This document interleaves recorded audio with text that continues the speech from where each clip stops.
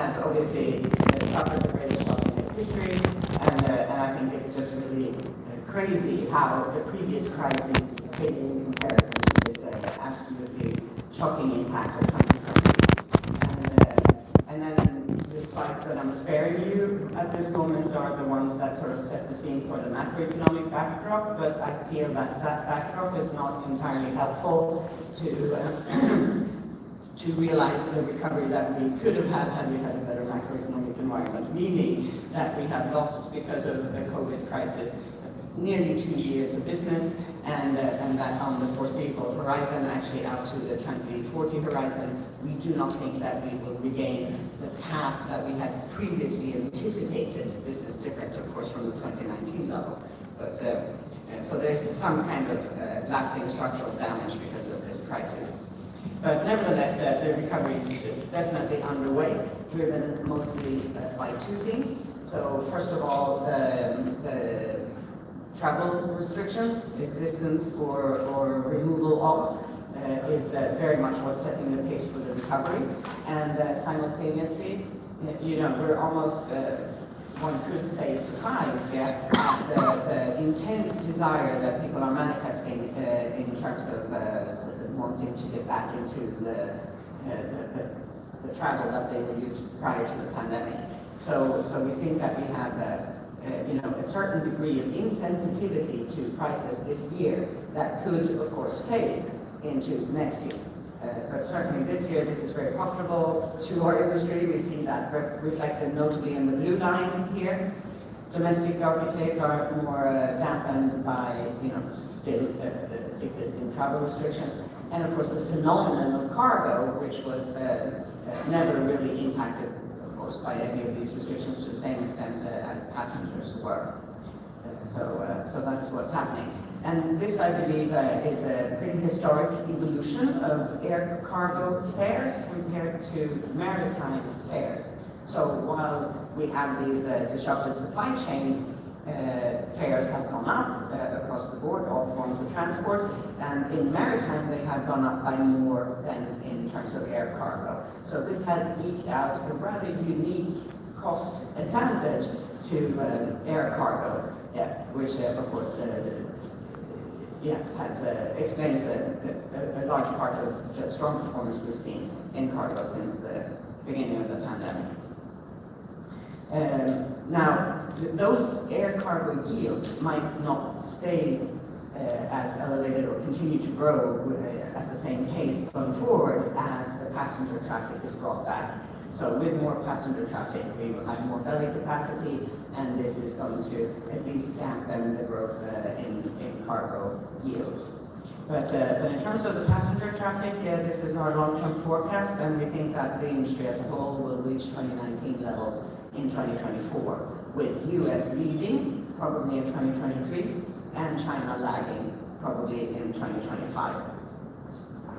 And coming back to cargo again, we can see that the growth in air cargo is sort of flatlining a bit since 2021. So we had that spectacular evolution in 2020, and now it's flattening a bit, but we can see that this still remains at a high level. So I think going forward, cargo is still going to feature as a uniquely new focus to carry forward for airlines.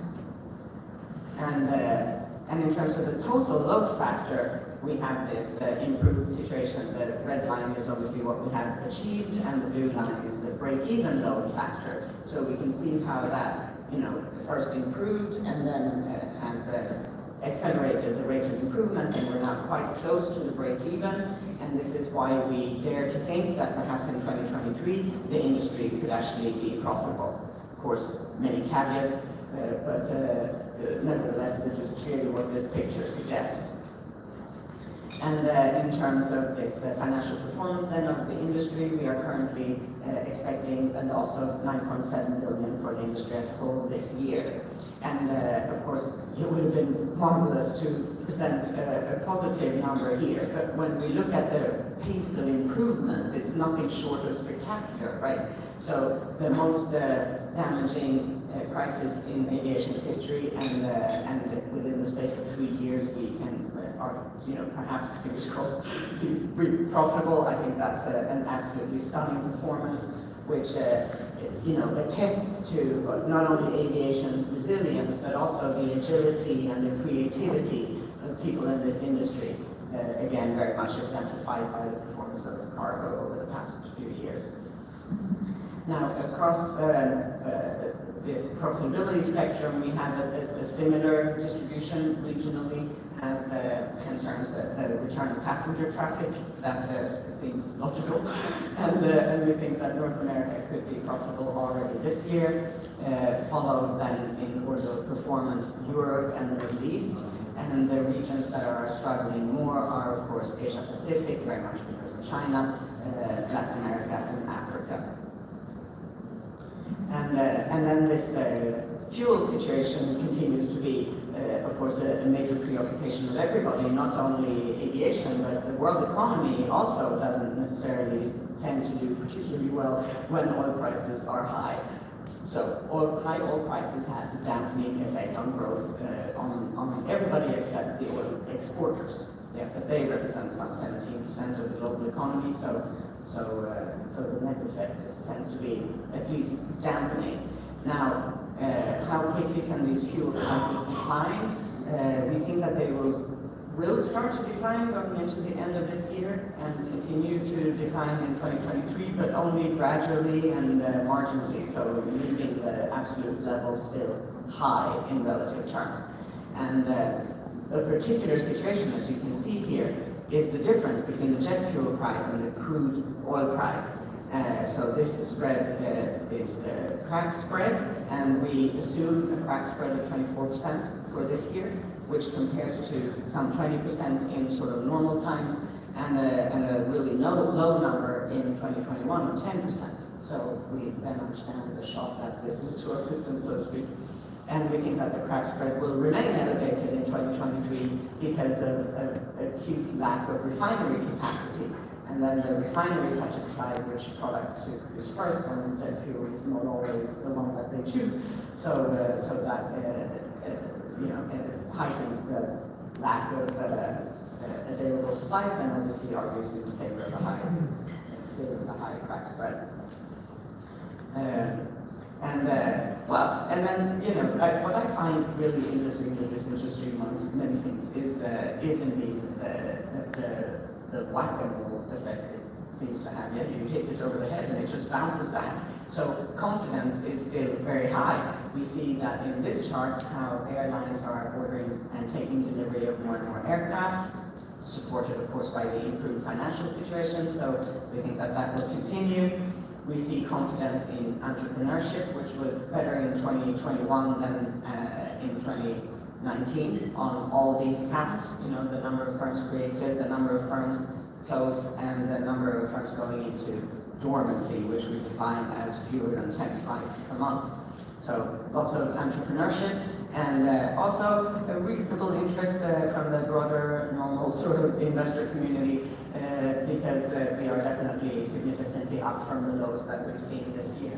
So this confidence is on the one hand absolutely lovely, for want of a better word, but it's also earned, right, by airlines' resilience and agility. And I think that explains why every time we suffer a crisis, people are willing to invest in this industry again, and this is a unique feature, I would argue, of our industry. So these are a number of headwinds that we have alluded to, and a number of tailwinds.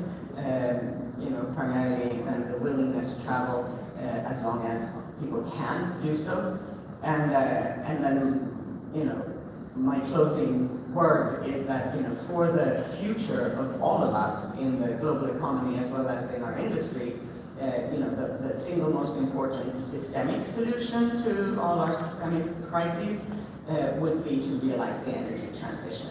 If we manage to switch wholesale to sustainable energies, if we figure out how to store renewable energy for longer periods of time and transport it over greater distances, then we can imagine a world free of its energy constraints. Now, this is mind-blowing stuff, yeah? So I totally understand if you think that I'm not making sense. But it has happened before.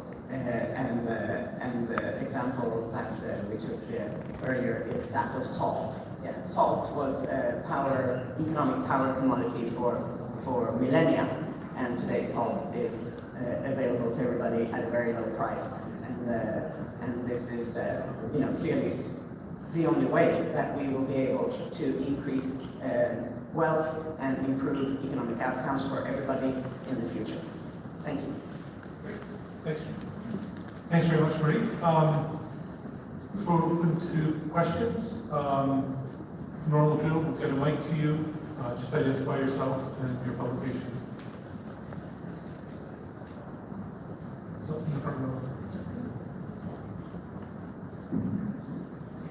You can share the mic between you. Just you on the other side. You are optimistic about the oil prices and probably reduction in the crack, but what is based on it? Where is it based on? Because prices are up at the moment. And you say maybe at the end of the year they might be coming down, but who knows? Do you have the crystal ball? Yeah, well, I'm an economist, right? Yeah. And my go-to answer is it depends. Yeah. So of course we are not unaware of the fact that things could go in a different direction. Yeah. So for instance, today I have to admit, in our forecast we are assuming that China will gradually remove travel restrictions as of early next year.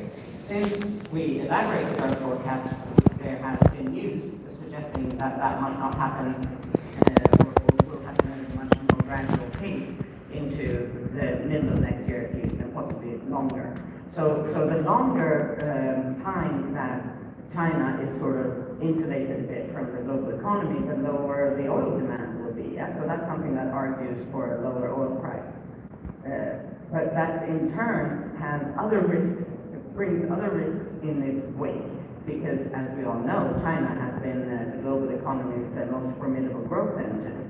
So the longer China is insulated from the global economy, the more the odds are stacked against our GDP forecast, right? So we don't know yet what the Q2 GDP was in China. We will know soon in July, I suppose. And of course, I'm expecting a very low number, and if that is repeated for another year and a half, we could have a situation where indeed oil prices are coming down, but also GDP growth might be stimulated. How do you Russia on oil? Yeah, same thing there, yeah, where not knowing what's going to happen in a war situation.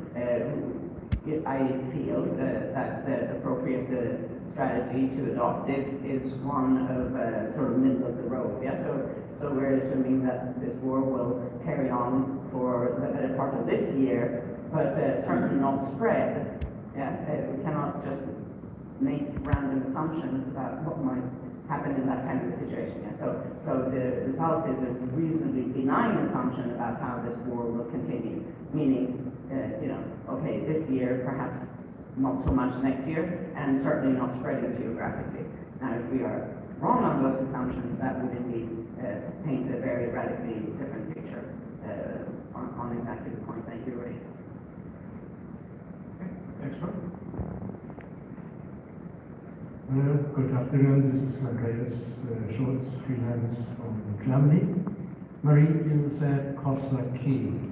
And how do you see the further development of interest rates and inflation, especially from the European but US perspective and worldwide? How do you see the middle-term development? Right.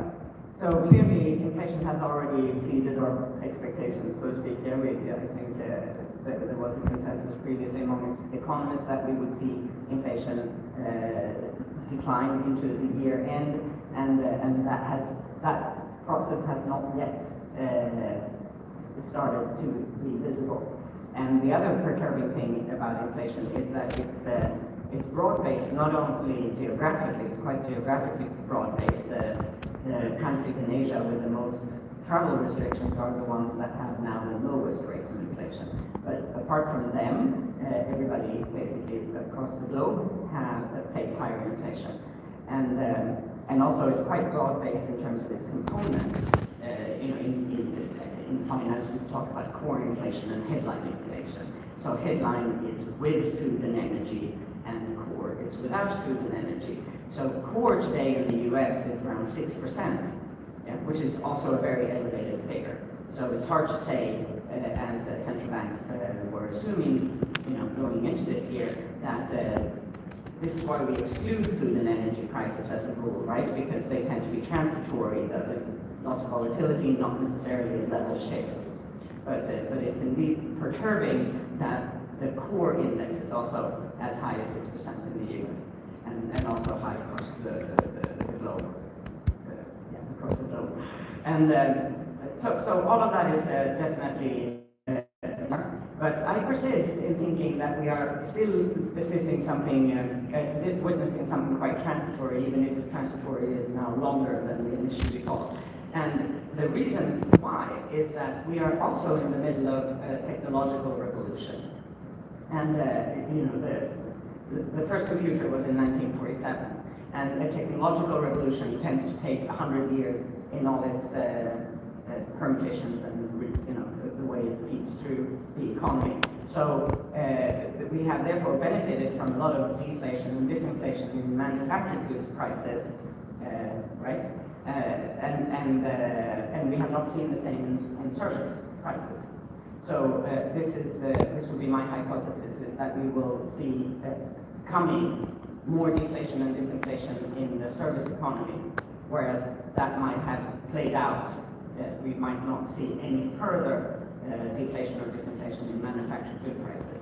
So the structural undercurrent in my analysis is still deflationary or disinflationary until 2047.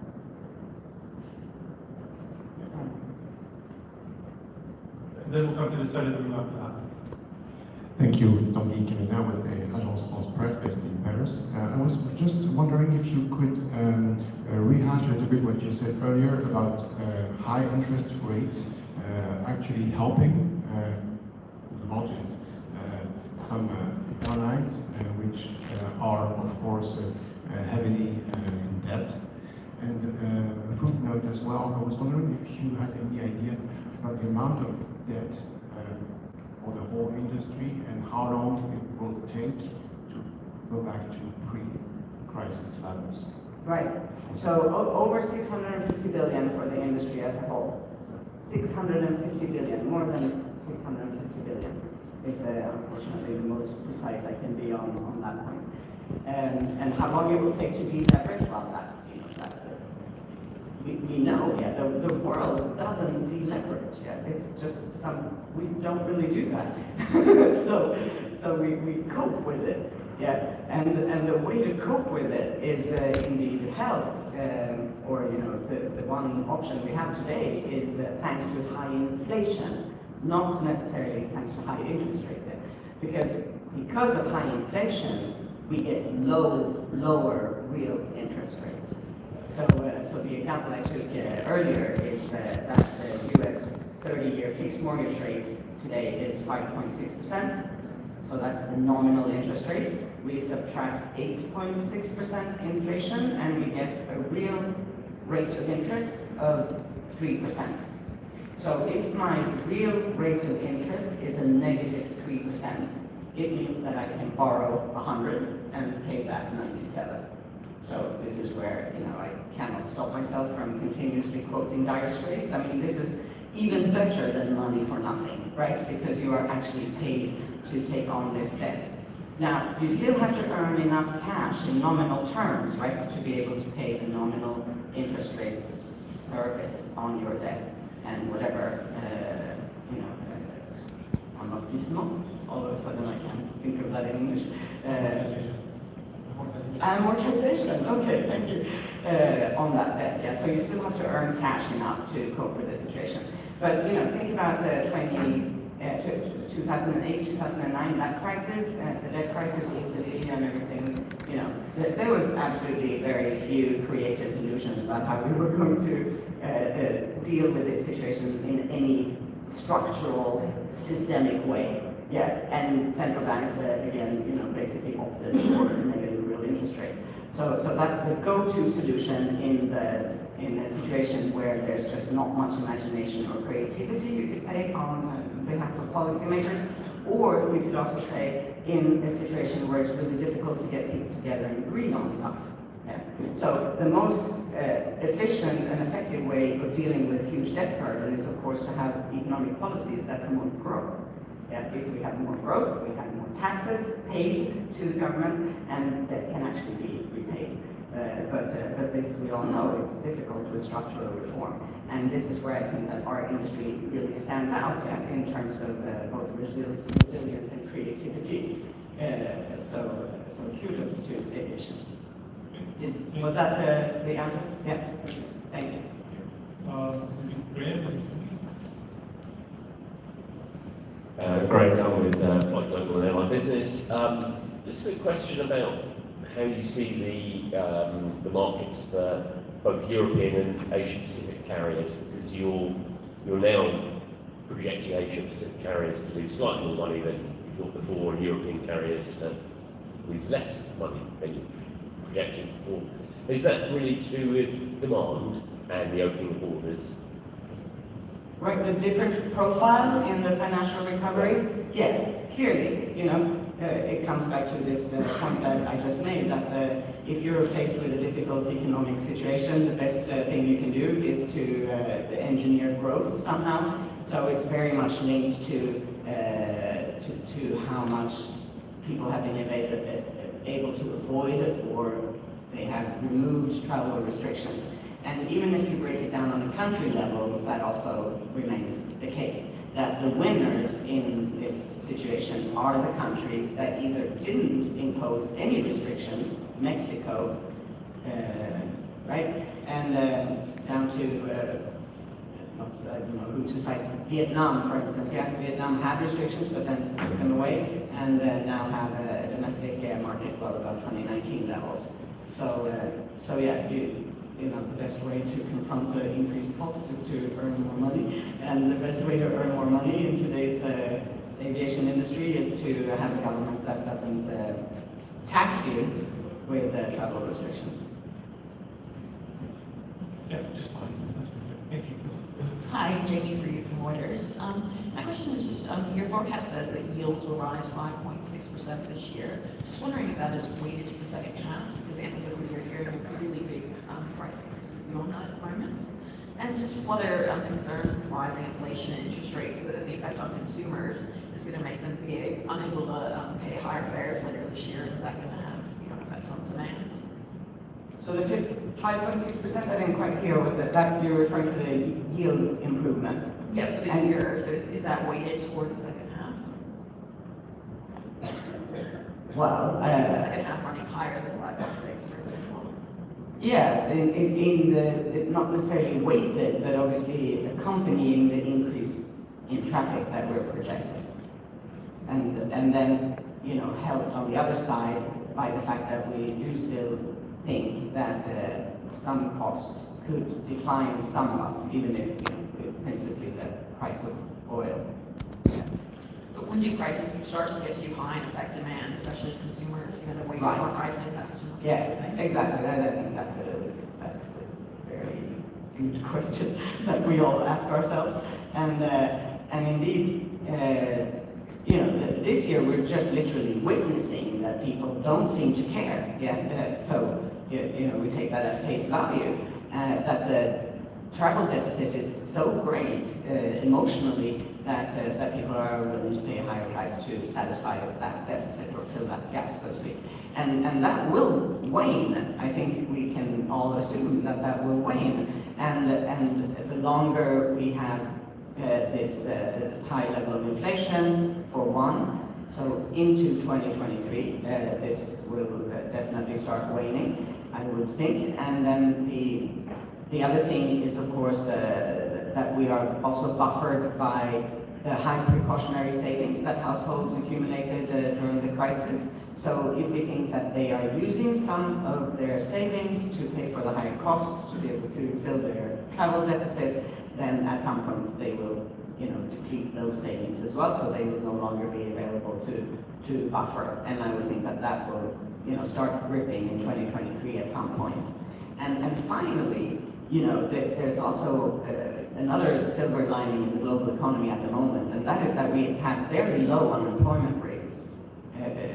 Not the same numbers necessarily across countries, but they're all low with respect to their respective histories. And who would have thought that, primarily, of course, in the US, that we would go from the peak of 14.7% in 2020 to 3.6% today. I think very few economists thought that recovery would happen so swiftly.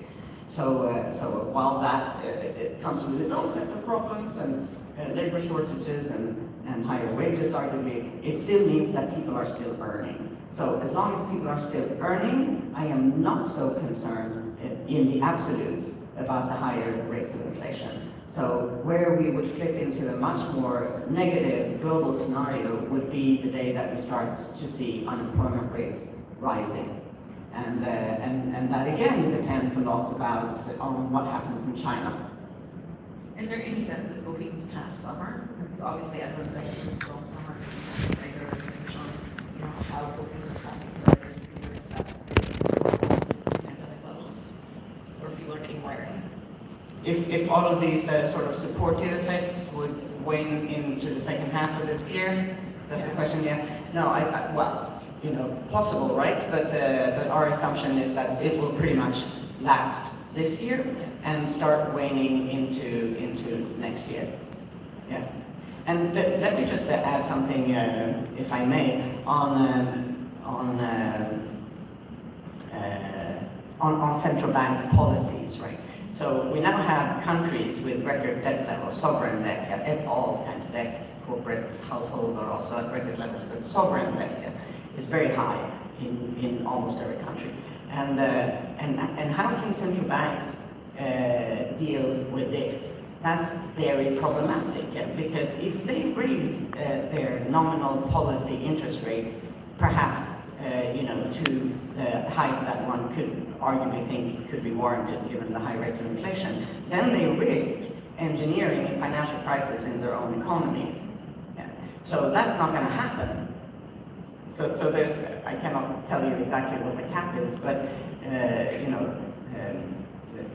nominal interest rates will remain below the rates of inflation for a long time, possibly 20 years. So I just wanted to stress that point yet again. Maybe a question here. Just a question following from Aviacionline Brazil. Just going back to the spread between food prices and oil, I'm kind of curious because this is something that a lot of companies are complaining in Brazil as well. Do you see a scenario for that to go back to the pre-pandemic level in the near future, or is that going to be a problem for a long time? And just double checking, you said that the spread at pre-pandemic level used to be 20% and now it is 40%, right? 24. 24. And 24 we're assuming for this year. Yes. You're assuming 24. Yes, the crack spread for this year, which is then above the 20 that we tend to see historically average, and significantly above the 10 we saw in 2021. Yeah. So that doubles the shock, so to speak, for airlines, of course. Okay. But you see in the next years, you see that going back until the end of the year? No, I think that this crack spread is going to remain elevated, right? Because of what's happening with refinery capacity. So of course, this is something that we could spend a lot of time discussing. If we are thinking about realizing the energy transition, it makes perfect sense that few people are interested in spending a lot of money on investing in refineries if we think that they will eventually become obsolete. So that is what has happened to a certain extent, right? But there has been a long-term underinvestment in refineries, and now that there's so much demand, again, given the war in Europe and so on, then unfortunately, jet fuel is not necessarily the first product that the owners of refineries are thinking of producing. So we have low refinery capacity coupled with a bias sort of in favor of other products other than jet fuel, and the two combine to create this long-lasting, elevated crack spread, we believe. Okay, question. A little bit.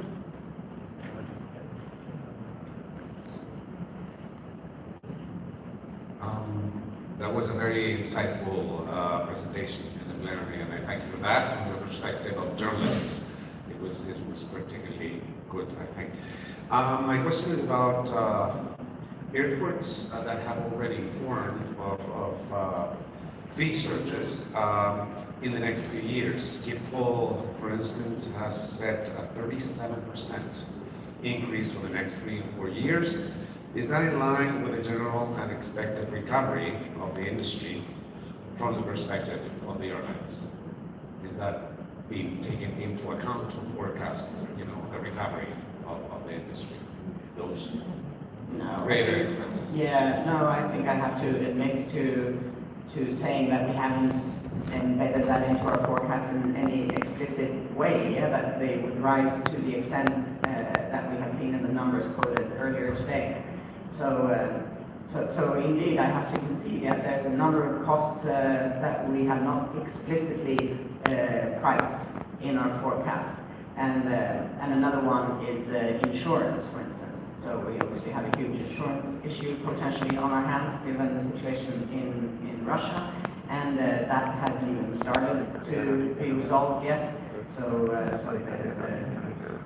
there's things that we really don't know how it's going to pan out. We refrain from baking into the forecast. Yeah, but for sure, all of these things combine to making us feel that the risks to our forecasts are quite predominantly skewed to the downside.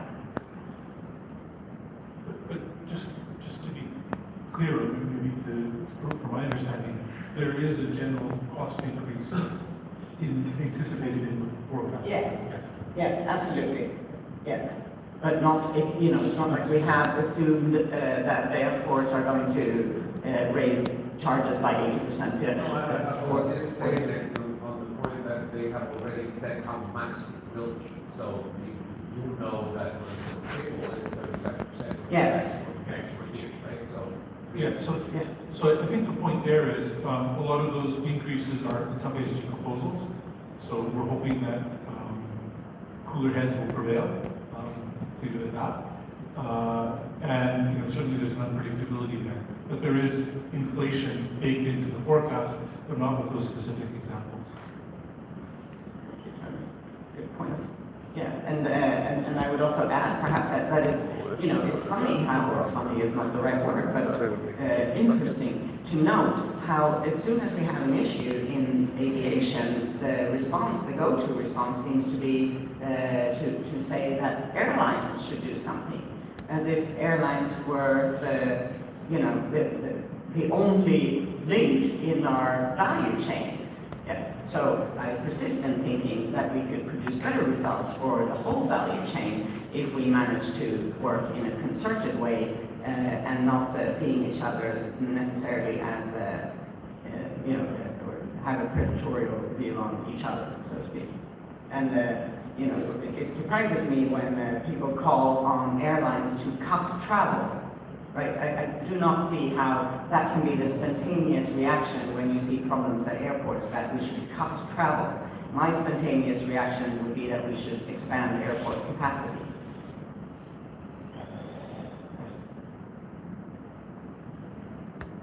Tony Conley, Daily Maverick, South Africa.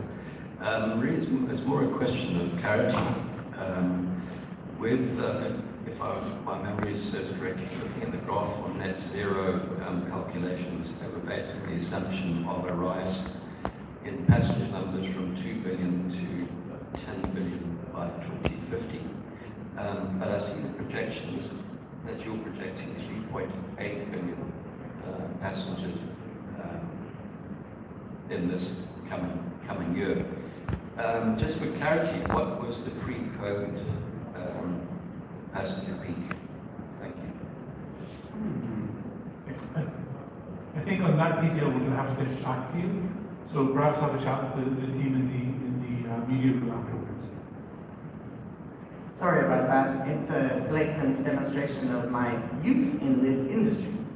If I had spent 30 years in the industry, I would have known. So, at the back of the room?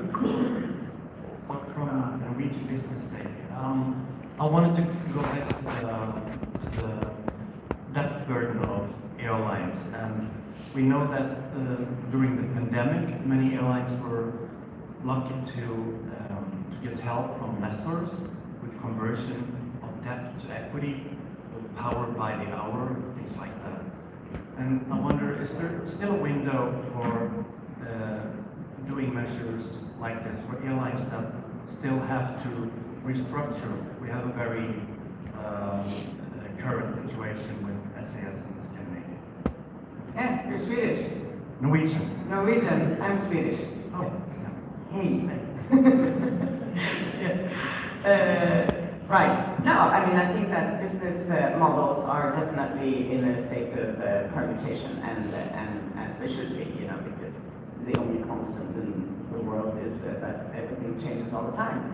So, you know, we obviously see shippers buying airlines, and we have seen airlines buying refineries, and of course we had this discussion about asset light versus you know, heavier balance sheets and so on. So I do not at all pretend to have the answer of which business model is the superior business model, but I would like to defend vehemently airlines' right to determine their own business models, and therefore object to policy initiatives that want to impose business models on airlines. And I think that we all need to indeed think creatively about these things. Like, you can outsource yourself into oblivion, right? You know, so perhaps, you know, one can imagine a future where some of the loyalty programs are perhaps folded back into airlines. That could be one avenue. And I'm absolutely not suggesting that airlines should buy maritime companies, but it's a non-answer to your question, I guess, but certainly, certainly a will to promote evolving business models, and of course, investor interest in our industry would help that as well, right? So we are buoyed by the confidence that we do see from the investor community, but I think, as some of us already discussed earlier, if we, together with you and the media, work really hard at addressing some of the misconceptions around aviation, then that could probably attract more money into the industry and ease some of the difficulties that airlines have in finding the right business model. But in this particular case, you know, it's true also that we have a huge disparity between how airlines have hedged themselves in terms of the fuel consumption, and that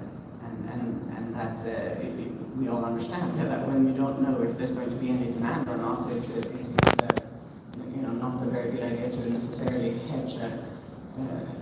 You have to make some radical assumptions if you go down that route. So now, unfortunately, you know, as demand is coming back and fuel consumption is rising, if you were not hedged, then you are obviously taking the full brunt of these developments. I don't know if that went any distance to answering your question.